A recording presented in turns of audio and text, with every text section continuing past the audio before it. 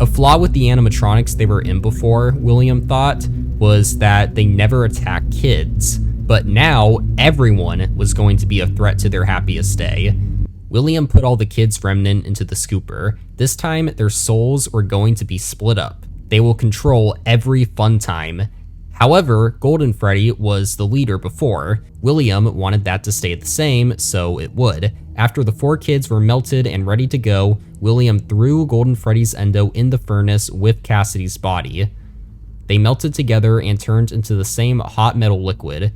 William took a syringe and put Cassidy's remnant into a separate section of the scooper. This would be used for Yendo, a spare Funtime Freddy endoskeleton. Everything was set in motion. The last thing needed was his spring Bonnie suit. William always made sure that wherever the missing children were, he had his spring Bonnie suit in that same location. William set a time for the scooper to eject the kid's remnant into the Funtimes, and before he left, he had one more idea. That Shadow Freddy was very interesting to him. Perhaps if he could make a Chaos Child. William grabbed some parts and put together an animatronic similar to Circus Baby. He then just had to call out to Shadow Freddy. Their minds were linked, so it wasn't too hard. When Shadow Freddy arrived, he knew what William wanted. He possessed the baby doll. William named it Eleanor. He then ordered Eleanor to wreak havoc onto anyone she wanted. Eleanor obeyed and left the rental service.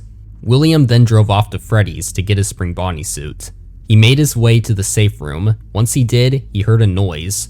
William checked behind him as he saw the ghosts of the kids he had killed. Oh no, he didn't have his suit on, which means the kids see him as an adult, not the yellow rabbit. However, there was something different about the kids. They seemed unable to move. They just stood there. Phew, the scooper may not have ejected them yet, but at least the work was done enough that the spirits couldn't do anything. Oh no. Cassidy's soul then entered the safe room. She was still able to move. Cassidy began to chase William around the safe room. William was scared because he didn't know what the other spirits could do if he were to get too close. Wait a minute, William realized. All he had to do was put on the spring Bonnie suit. Then the kids would leave him alone. William rushed to the spring Bonnie suit and put it on as fast as he could. Great, it was almost time for the scooper to inject the kids into the Funtimes. All William had to do was wait. But what William did not think about was the rain seeping through the building. The place had been up for a very long time. It was in disrepair. A drop of rain landed on William's costume and went into his suit, tripping a spring lock. That spring lock went off, and then the others did as well. William had been spring locked before, but the pain was so terrible, he felt himself bleed out everywhere. He tried to scream, but couldn't because his lungs filled up with his own blood. As William bled out in the suit, he watched Cassidy shut the safe room door on him. The pain was terrible, and William didn't have a way out. He was going to be trapped in the suit forever. Suddenly, everything for William faded to black. He had passed away in the suit. The kids watched as the man was spring-locked. The blood, the spring Bonnie suit, it was all too familiar. The kids had a shocking realization about the yellow rabbit. The rabbit was the man who had hurt them. Were they following the bad man this whole time? Suddenly, the spirits didn't know where they were. The scooper had finally injected the kids' remnant into the Funtimes. The kids thought they were at Freddy's in their happiest day again. What were they so worried about a second ago? It probably doesn't matter. Most of the spirits enjoyed running around and playing, but Cassidy was confused. She looked around and noticed that there were multiple Gabriels and multiple Susies and Jeremys and Fritzes? Huh? There was only one of her, but what happened to her friends? It was like they were split up somehow. Was there a way to put them back together? Cassidy looked around and she noticed something else. There was a drawing on the wall. It was her and her friends standing with the yellow rabbit. And then there were pages of drawings of each of her friends blowing around. They were in pieces. Perhaps, Cassidy thought, if she could put the pages together, then maybe her friends will be put back together too. She had to try. However, this turned out to be a much harder task than she thought. She was going to need some help to put all these pages together. Unfortunately, there was no one else here. She had to try all on her own. Meanwhile, back at the pizzeria, Garrett was confused. What had he just witnessed? His friends had cornered a man, then the man was the yellow rabbit, then he bled? Also, why did that man seem so familiar? What was going on, and where were his friends? Garrett tried to sense where his friends now stayed. He followed them to Circus Babies, but as he got there, he looked around for them. He called out his friends' names, but no one answered. He knew his friends were here, but he couldn't find them. Garrett was upset. He wanted to cry. He just wanted to be with his friends again, but it's like they just abandoned him. Monday arrives. Michael is ready for his first night at Circus Babies. The way he enters is very peculiar compared to the other employees, he thought. Where was his dad? The only person in the house was his sister, who Michael had only met a couple times previously. Michael wasn't that upset when he found out his parents were finally having a divorce. He was actually surprised that it didn't happen sooner, but it pained him to know what his mom did after losing the custody battle. Michael didn't want to think about that. Michael had a special entrance to Circus Babies, where he walked through his dad's living room and found an office. Michael walked through that office and put in the code his dad had told him to open the elevator doors. Michael then stepped through the elevator and was greeted by a voice of an AI called Hand Unit. Michael was asked to type in his name on a keypad, but as he did, the keypad, which oddly had Michael's name taped onto it, the keypad had broke, and instead of Michael Afton, the name that came out was Eggs Benedict. That's annoying, Michael thought. Good thing his paychecks already had direct deposit set up because he would not be able to cash in a check that said Eggs Benedict. Michael followed Hand Unit's instructions that night. It was a simple job. First, Michael had to make sure that Ballora was on her stage. If she wasn't, then he would give her a controlled shock to force her to come back. Then he had to do the same with Funtime Foxy. Finally, to end off the night, Michael had to get Baby on her stage. Michael felt disappointment when Hand Unit told him to go home. He was hoping he could reunite with his sister, but he figured he'd just have to come back tomorrow and hopefully Hand Unit would give him some more tasks to do. Michael crawled back through the vents and headed to the elevator. Oddly, he heard some crashing sounds above him. Baby watched as the new technician left. Another one? She didn't recognize this technician, but at the same time, it felt like she should. Who was he? Baby was tired of always being put back into the rental service every single day after parties she went to. She wanted to be free. Unfortunately, Baby also realized people wouldn't take too kindly to a giant robot walking around. Perhaps though, she could, if she looked like a human, yes, if she could gain this new technician's trust, then maybe she could steal his body. She had to try. If this new guy's nights go anything like the previous technicians, then Baby knew what was tomorrow. The next night, Michael returned. Hand Unit seemed very buggy. Ballora and Funtime Foxy didn't bother returning to their stage, but Michael didn't care about that. He needed to see Baby, his sister. Michael went to the Circus Gallery control module. He shocked Baby to get her back on stage, but the shock button didn't work. Hand Unit informed Michael he was going to shut everything down and reboot everything. Once Hand Unit shut down, the lights went out. Then Michael heard her voice. Baby. Elizabeth. It was his sister. His sister was talking to him, but what was she talking about? Something about a similar scenario happening before? Baby was warning Michael to hide under the desk. Michael listened to her, and then he heard it. Something was coming. It sounded like there were animatronics in the room, and they were, what? Trying to get under the desk with him? Michael held the desk door shut. He couldn't let these animatronics in.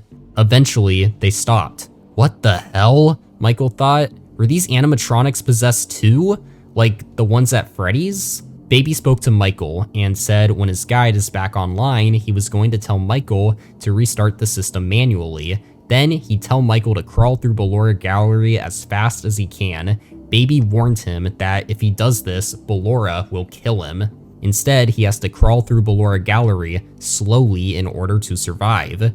When Hand Unit came back online, he said exactly what Baby told him he'd say. She was telling the truth. Michael trusted his sister. He crawled through Ballora Gallery slowly, and it worked. He had survived. Unfortunately, the hits just keep coming because Michael was introduced to a white bear that looked a lot like Freddy with a Bonnie hand puppet. Weird. Hand Unit told Michael to use the audio track to get Funtime Freddy away from him while rebooting everything. Michael wasn't sure if he could trust Hand Unit, but he didn't have many options. It seemed to work anyway. Michael rebooted everything and then headed home for the night. When he got back, his dad still wasn't home. Where the hell did he go? Was Vanessa going to be okay? Michael quietly headed to Vanessa's room. She was fast asleep. She was okay, for now. Hopefully their dad would come back. Michael then thought over what happened that night. Biddy Bab, Ballora, and Funtime Freddy all tried to kill him. Why? Were they possessed too? They had to be, but by who? More kids? Looks like there are a lot of mysteries for Michael to solve. But for now, he'd watch the new episode of his favorite sitcom and head to bed. The next night, Michael could tell Hand Unit had a very broken AI. Also, his pay was decreased? What the hell? Michael wasn't doing this for the money or anything, but he still didn't appreciate his pay being decreased. So what's the deal with Hand Unit, Michael wondered. Despite what he said, things were definitely not going how they should be in Ballora Gallery or Funtime Auditorium. The mini Renas had taken Ballora apart, and Funtime Foxy was not visible where the light went on. Michael was then told not to check on Baby? No, he was seeing his sister. Michael headed to Circus Gallery control module, but the lights, they were still out. Wasn't that supposed to be rebooted last night? Michael headed under the desk and his sister spoke to him again. She told him the story of Baby when the original restaurant opened. She told him about Elizabeth's death? This was weird. Michael knew Elizabeth was in there, but the way she was speaking, it was as if she was Baby. Also, why had Elizabeth been killed by trying to grab some ice cream? That was not at all what his dad had told him. There was clearly a lot Michael's dad was keeping from him. And Michael was going to find out what. Michael returned to head into Funtime Auditorium. He was greeted with a flash beacon as he entered. Hand Unit told him to use the beacon sparingly. No. There is a possessed robot in here wanting to kill him, and if he had taken Hand Unit's advice with Ballora, he would have died. Michael used the flash beacon as much as he could so he'd know where Funtime Foxy is. It worked. By not listening to Hand Unit, Michael successfully made it to the parts and service room where he once again went face to face with Funtime Freddy. Hand Unit gave Michael specific instructions to work on Funtime Freddy. Michael retrieved a power module from Funtime Freddy's chest and had to click a button on Bonbon while avoiding Bonbon killing him. Then Michael went to head home. His tasks for the night were done. However, as he headed back to Funtime Auditorium, he was attacked by Funtime Foxy. Funtime Foxy jumped out at him. Michael passed out. Funtime Foxy, ready to kill, lifted Michael's body. This guy looked familiar, Funtime Foxy thought. Suddenly, there was a crash. Funtime Foxy looked behind him. Baby came out and pushed Funtime Foxy to the ground, causing him to lose grip of the technician. Baby picked up the technician and took him to the scooping room. This guy looked very familiar. Baby knew she'd seen him somewhere before. Wait a minute, he looked a lot like her creator, the man who had built her and the other animatronics. Was that him? Why was he here? If Baby had remembered correctly, her creator was also the father of the girl she had killed so many years ago. Maybe he was trying to reunite with his daughter. Baby had to hide the man somewhere. She found an old Springlock suit. That will do it. Baby hid him in there. The next night, Michael woke up. He found himself in a suit. Oh no, was this one of those Springlock suits? Michael was aware of what Springlock suits were. He knew the suit would kill him if he tried to get out. His sister began talking to him. She explained to Michael that he was in the scooping room. Michael then watched as Ballora got scooped right in front of him. Poor thing, Michael thought. Baby opened the faceplates on Michael's suit. That way, the night guard would be able to see him hidden on the cameras and help him. She warned Michael to keep the spring locks wound up while he waits. Michael kept each spring lock tightened. The last thing he wanted was to be crushed by all these endoskeleton and animatronic parts. The mini Renas had been crawling over Michael's suit, so he had to wiggle them off to not get hurt. How many kids died here? Michael was wondering. Was every single one of these mini Renas possessed by a dead kid? This didn't make any sense. Eventually, the night guard had arrived in the scooping room and got Michael out of the suit. He questioned Michael, but eventually let him go. Michael headed back up that night. He needed to talk to his dad. But where the hell was he? He hadn't been here all week. Was Vanessa okay? She's only 4 years old and had just spent a whole day home alone. Thank goodness no one broke in and hurt her. After catching up on Immortal and the Restless, Michael took Vanessa on a trip to the grocery store. They were gonna get some food. Michael bought enough food to last Vanessa 2 weeks. And then, when they got home, Michael searched through William's old files, his old blueprints for the animatronics at Circus Baby's Pizza World, and what he had found put him in shock. These animatronics had special features: voice mimic, deter and misdirect, parental voice sync and replay. And was that a child in Funtime Freddy's storage tank? Was his father designing these animatronics to kill children?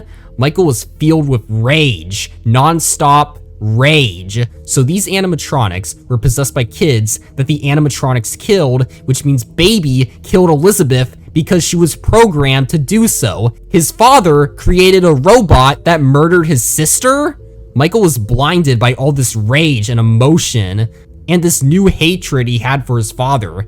The kids who possessed the animatronics at Freddy's, had his dad killed them too? Michael did remember his dad was the main suspect. Michael knew his dad was a bad person, but this was too far. No, this ended tonight. Michael was going to free his sister. Then he would free all the kids' souls in the fun times. Then, lastly, he would go back to Freddy's and free the kids there. Michael was going to be the one to step in and be the hero. That night, things went bad immediately. Michael was told there were 2 technicians still on site. He found them pretty quickly. Ballora and Funtime Foxy had hung them. Yikes. Michael was still determined to help these kids though. He was relieved to hear that he was tasked to do repairs on Baby. He had to see his sister. Michael went through Funtime Auditorium. Weirdly, Funtime Foxy was nowhere in sight. Michael found Baby. It was his sister. It had been over 2 decades, but he was finally seeing Elizabeth again. Michael felt so happy, he wanted to cry. He eagerly listened to the instructions he was given by Baby and sent her to the scooping room. However, he was warned Ballora was following him. Michael listened to what his sister had to say very carefully. Baby guided Michael to the scooping room. As Michael made it in there, what the? Baby wasn't the only one scooped tonight? It looked like Ballora, Funtime Freddy, Bonbon, and Funtime Foxy had a trip here today. Baby explained to Michael that she had fused with the other animatronics and now they would kill him and use his body as a skin suit to escape.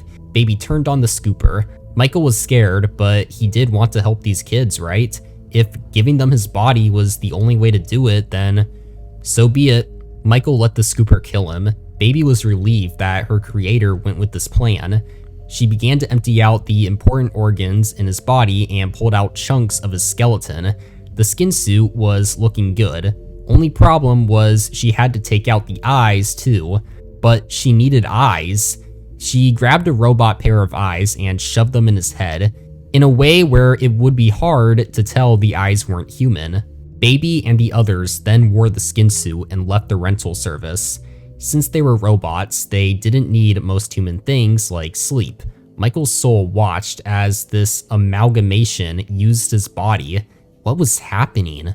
Was he dead? Suddenly, Michael looked around. The house the body was in, the thing in his body, the little girl sleeping in the other room. He was dead, and he knew exactly what was going on.